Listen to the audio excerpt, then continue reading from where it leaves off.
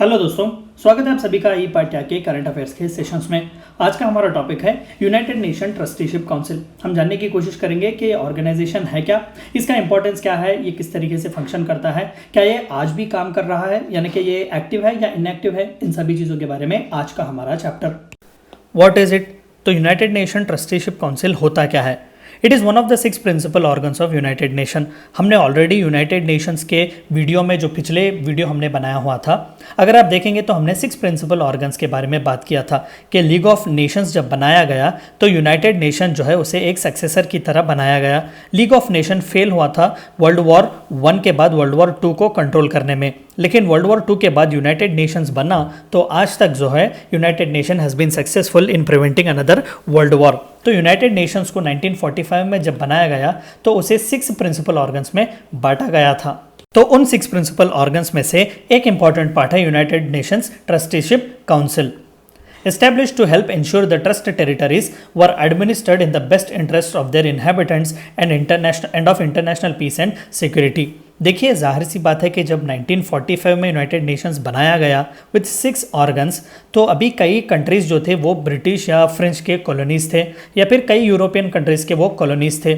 Even India को भी जो है फ्रीडम मिला था 1947 में। यूनाइटेड नेशंस के one of the founding members में था इंडिया, लेकिन इंडिया को फ्रीडम मिला 1947 में। तो 1945 में यूनाइटेड नेशन ट्रस्टीशिप काउंसिल का बहुत ही प्रोमिनेंस था।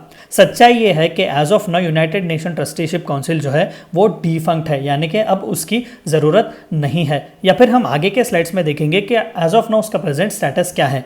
लेकिन फिलहाल के लिए जब 1945 में यूनाइटेड नेशंस बना था तो कई ऐसे कंट्रीज़ थे जो कॉलोनीज़ थे।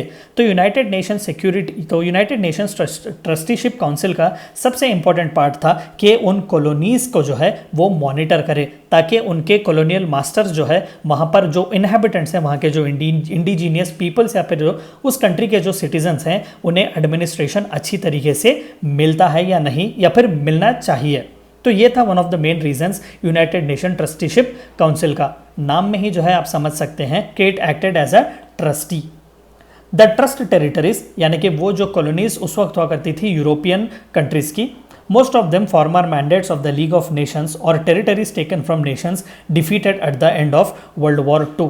ये जाहिर सी बात है कि अगर आपने इतिहास पढ़ा होगा तो यूरोपियंस जो है उन्होंने कंट्री, जो अलग अलग कंट्रीज़ थे अलग अलग कॉन्टिनेंट्स में, खासकर एशिया, अफ्रीका या अमेरिकन कंट्रीज़ को उन्होंने बांट लिया था खुद में कि ये एरिया ब्रिटिश का, ये एरिया फ्रेंच का, ये डच का। तो उस तरीके से जो है यूनाइटेड नेशन ट्रस्टीशिप काउंसिल इन कंट्रीज़ को, जो कुछ भी एक्वायर किए गए थे यूरोपियन कंट्रीज से, उनमें जो है इनहेबिटेंट्स को गवर्नेंस या फिर फैसिलिटीज़ देने की कोशिश करता था। They all have now attend self government और इंडिपेंडेंस। जाहिर सी बात है कि आज कॉलोनी नहीं है, कॉलोनाइजेशन या इम्पीरियलिज्म आज के ज़माने में एग्जिस्ट नहीं करता।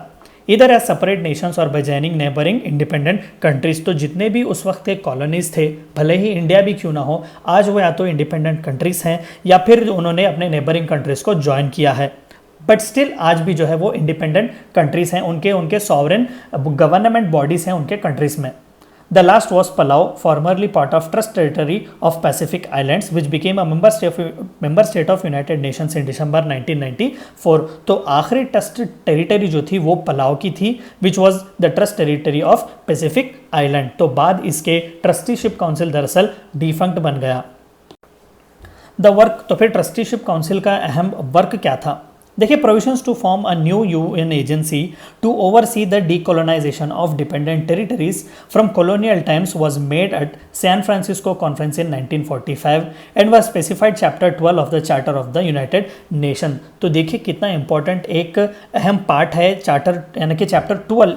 एक यूनाइटेड नेशंस के जो इतने इंपॉर्टेंट चार्टर में एक सेपरेट चैप्टर दिया गया कि डीकोलोनाइजेशन के लिए एक यूएन की एजेंसी बनाई जाएगी, कि वॉलंटरली जो है जो कुछ भी कंट्रीज उस वक्त कॉलोनीज बना रहे थे उन कंट्रीज से जो है वो बातें करें और फिर नेगोशिएशंस रखे, और फिर जिन कंट्रीज पर कॉलोनाइजेशन का दबदबा बनाया गया था उन्हें या तो फ्रीडम दी जाए या फिर as a trustee United Nation Trusteeship Council उनकी एडमिनिस्ट्रेशन का देखभाल करेगा। Those dependent territories, colonies and mandated territories were to be placed under the international trusteeship system created by United Nations Charter as a successor to the League of Nations mandate system।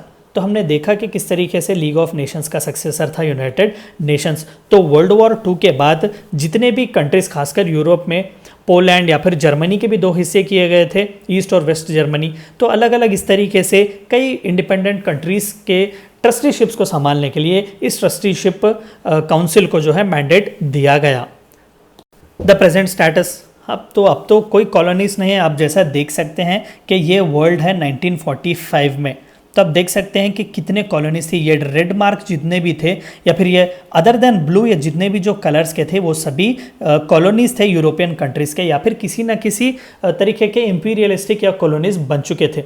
लेकिन today यानी कि 2019-20 में जो है ये है map दुनिया का। आप देख सकते हैं कि hardly there exist a colony और hardly there exist an imperialistic touch. तो जाहिर सी बात है कि यूनाइटेड नेशन ट्रस्टीशिप काउंसिल जो है वो डिफंक्ट है। It's mission fulfilled, the trusteeship council suspended its operation on 1 नवंबर 1994। पिछले स्लाइड में हमने देखा कि पलाव जो था वो आखिरी कंट्री था जिसे यूएन मेंबरशिप दी गई, और वो आखिरी कंट्री था जिसे पैसिफिक आइलैंड्स की ट्रस्टीशिप जो है उसे निकाला गया था। And although under the United Nations Charter, it continues to exist on paper, its future role and even existence remains uncertain. तो इसने अपने ऑपरेशंस तो बंद किए, लेकिन इसे अभी अबॉलिश नहीं किया गया क्योंकि ये अभी पेपर्स पर वैलिड है। इसकी ऑफिस जो है वो यूनाइटेड नेशंस न्यूयॉर्क में है। उसके ऑफिस को जो है वो अलग अलग कामों के लिए इस्तेमाल किया जा रहा है, लेकिन as of now United Nations Trusteeship Council जो है इट डजेंट ऑपरेट। तो ये थी चंद बातें आपको जाननी थी यूनाइटेड नेशन ट्रस्टीशिप काउंसिल के बारे में। थैंक यू फॉर वॉचिंग ई पाटिया।